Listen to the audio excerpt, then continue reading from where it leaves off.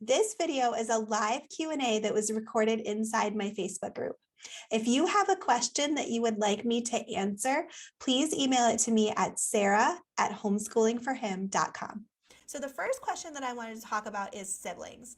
And the question was, can you share some tips for teaching reading when you have more than one child at home or when your child that you're trying to teach has a sibling? So I want to talk about this because I know that in a lot of our families, we do have more than one child that we're homeschooling, and that can make it really tricky to teach reading because we know that when we're teaching reading, we really need that one-on-one undivided attention time with the child who is learning how to read. And that can be really tricky when there are multiple siblings that need our attention. So I want to share 2 tips that I think really make this easier. And these are strategies that I use in my own homeschool and also strategies that I used as a teacher. If you don't know, before I stayed home with my kids, I was a teacher in a Montessori school. And the way that worked was we had about 25 kids in our class, and they were all doing independent learning and different projects at the same time. And so it felt an awful lot like homeschooling 25 kids at once. So there was a lot that we learned about how to homeschool more than one child at once, and just a lot of survival techniques that we figured out from being in that classroom setting. So the first thing that I really want to encourage you when you're trying to teach a child to read and you have more than one child is to really be flexible with what time you're teaching reading and to really work on finding a time that works well for your whole family. So one of the things that we've really quickly learned about homeschool is that our homeschool does not always occur during the set school hours. And some of our best homeschooling actually occurs in evening times and on weekends and just at times when you wouldn't think of as a traditional school time. And sometimes we're really intentional about doing that on purpose. So one thing that you might do if you have a younger child, a younger sibling to the one that's learning how to read, is you might take advantage of some of that younger sibling's nap time in order to do reading lessons with their older sibling. This can be really helpful if you have a baby in the house who naps a lot, or like a younger toddler also who has more consistent nap time. That can really help. And the great news is that reading lessons don't need to be long. They work better when they're short, in fact. And if you want to hear more about that, there was a Q&A session that I did earlier this week where I talked about shorter reading lessons, and I also talk about that some in the Learn to Read Summer Success Plan class. So I'm not going to go into details about how long to make the lesson right now, but I just want to say that they are really short often. And so that can be good because it doesn't need to take your whole sibling's nap time, but a few minutes of that nap time can be a really great strategy if you can do your reading lessons during that time. Another thing that really works well is if you have an older sibling that is involved in an activity. When you are waiting for the older sibling at their activity, that can be a really good time to work with a younger sibling. So this fall, my son is going to be participating in a soccer team. And so we're going to have practices and games that we're going to be going to.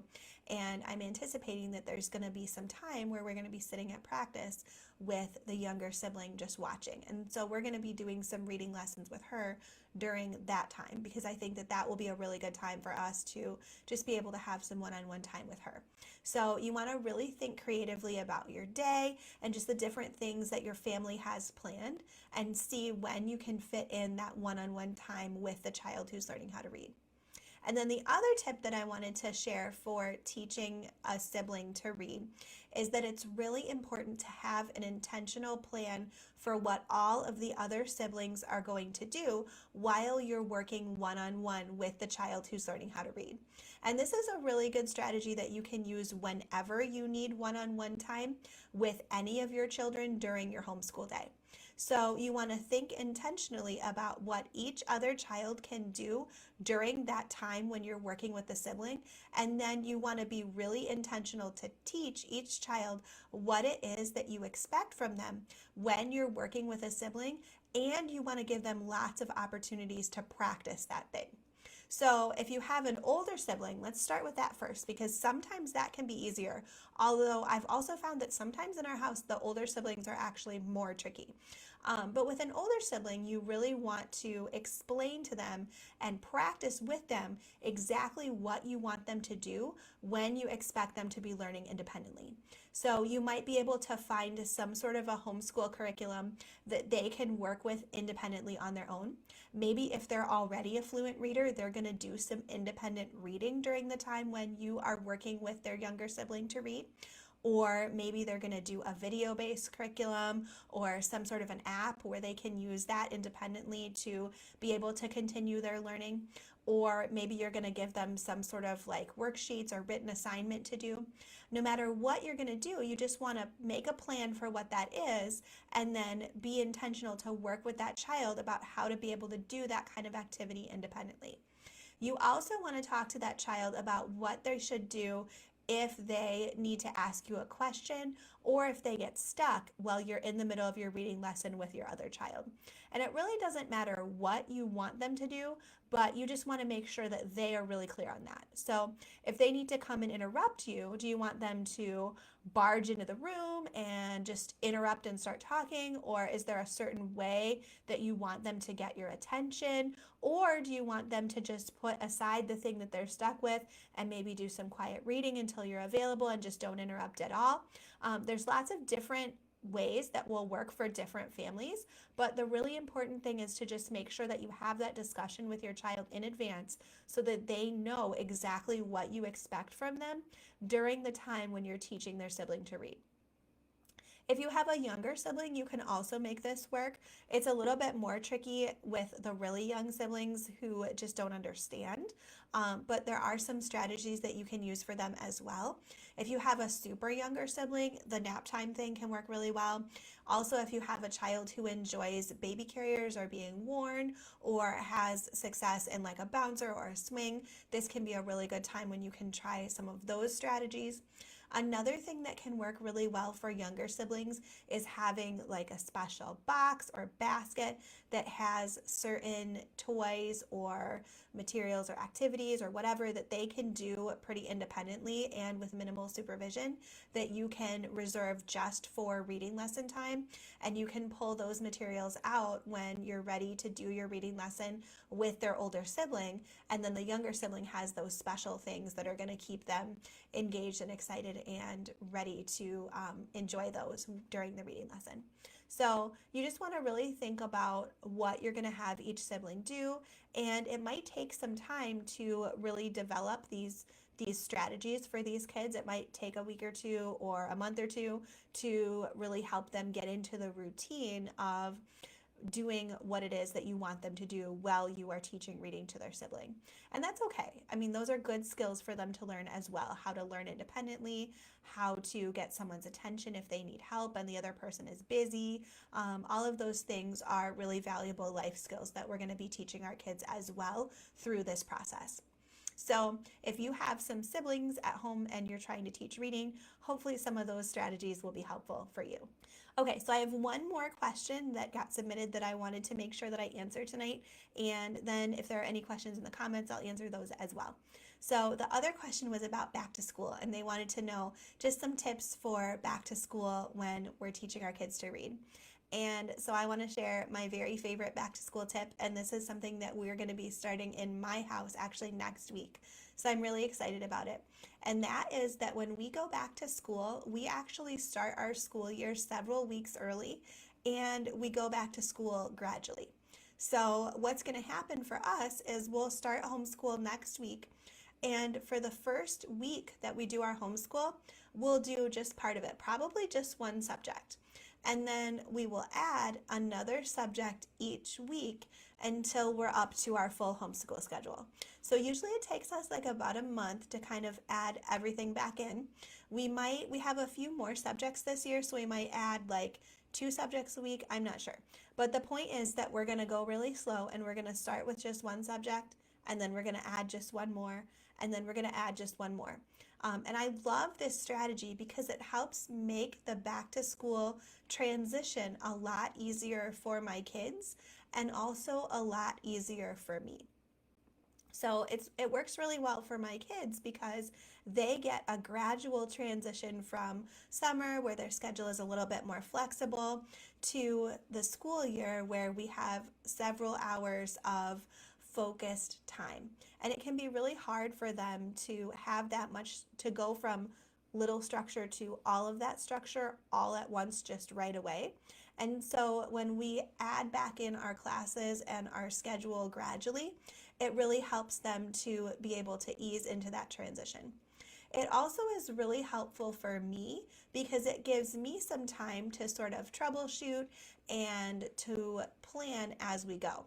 So I do have a plan for how I think our homeschool schedule is going to look and what I would like for us to do this year. But I'm also going to be testing it over the first few weeks and seeing how it goes once I start doing it with my kids.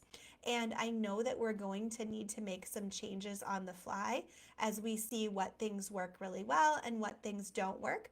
And so this will give me an opportunity to do that and to really create a schedule that really works well for my family over these next few weeks as we add in just a few subjects at a time.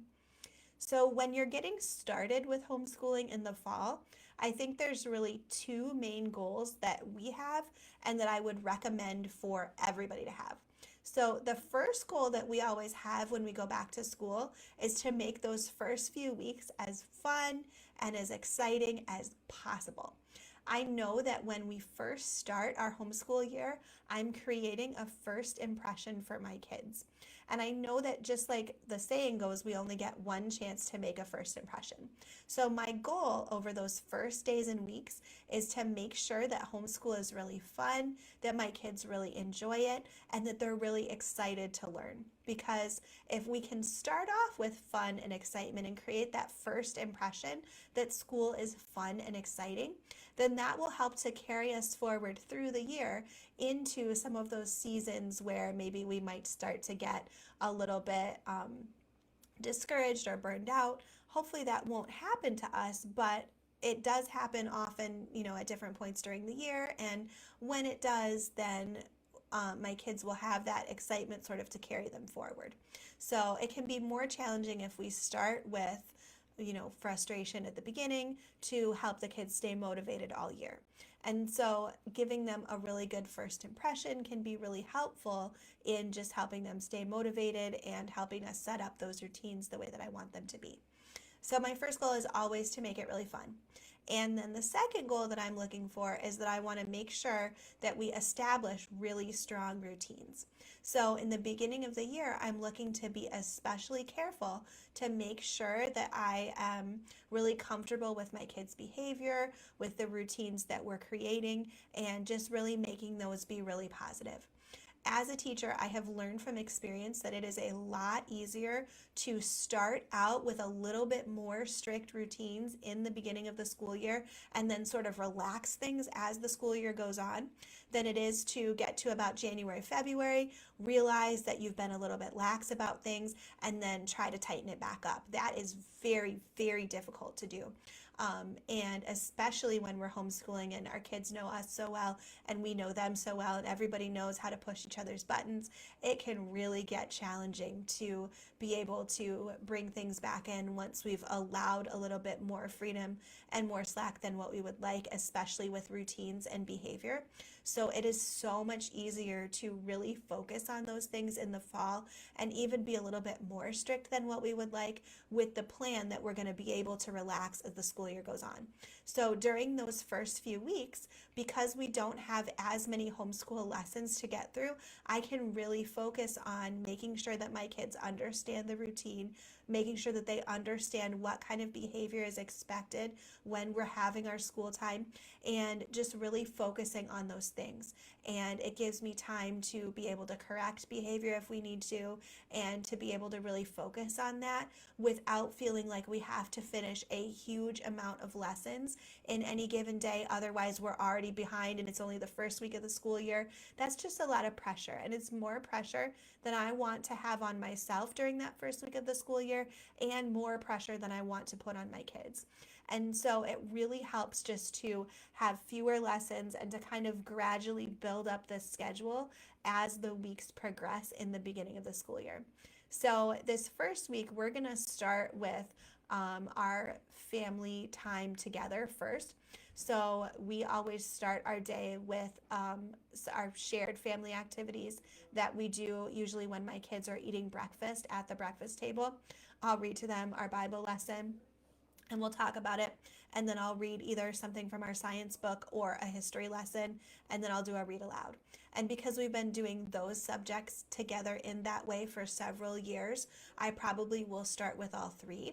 But the first year when we were homeschooling, I started with just Bible for a whole week, and then we added in just history for another week, and then just science for another week, one at a time.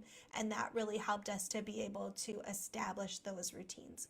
So we'll probably do just that family morning time together for an entire week.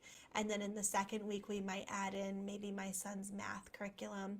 And then we're going to add in my daughter's reading pretty quick. So we're going to be working through those things with them. So that's kind of our plan, and it has worked really well for us. We've been doing this for several years now, and it has really helped us to be able to start off the school year on the right foot and to get our routines established in a way that really is helpful once the school year starts to progress. So especially if you're teaching a child to read, it's really important that you establish those strong routines and also that you really make those reading lessons fun in the beginning. And those kinds of things can help to set you up for success for even months into the future. So hopefully that was helpful and gave you some things to think about. If you are planning on doing that, I would recommend starting your school year a little bit early just so that you have a little bit more wiggle room in there. We're going to be doing that next week. So hopefully that will be a lot of fun, and I'm really excited, and my kids are excited too. So that was the question about back to school.